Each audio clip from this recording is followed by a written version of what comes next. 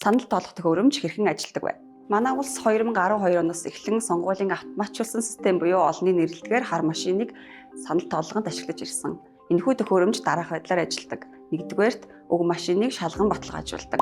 Санал тоолох төхөөрөмж түүний програм хангамж, сүлжээ болон серверийг хуулийн дагуу туршин баталгаажуулах үйл ажиллагааг тагнуулын ерөнхий газар, кибер аюулгүй байдлын газар, цахим хөгжил харилцаа холбооны яам, үндэсний дата төв болон сонгуулийн ерөнхий хорооны хамтарсан ажлыг хэсэг хуулийн дагуу гүйцэтгэдэг. Хоёрдугаарт санал уншуулахын өмнө болон төгсгөлийн тайланг хэвлэдэг. Санал хураалтын өдрийн өглөө төхөөрөмжөд нэг саналын ууц уншуулаагүй болсон дэг тайланг төхөөрөмжөөс өөрөөс нь хэвлэн гаргадаг. Ингээд өдрийн турш сонгогчдын өгсөн саналыг уншуулан цуглуулад 22 цаг санал хураалтыг хааж бүх саналын хуудасны нэгдсэн дүнбүхий эцсийн тайланг хэвлэдэг. 3-дугаар санал тоолгын дүнг давхар хянадаг. Сонгуул бүрийн дараа тодорхой хувьд хяналтын арт тооллого хийж ирсэн бөгөөд хар машины дүн болон хяналтын тоолгын дүн хоорондоо зөрж байсан удаагүй.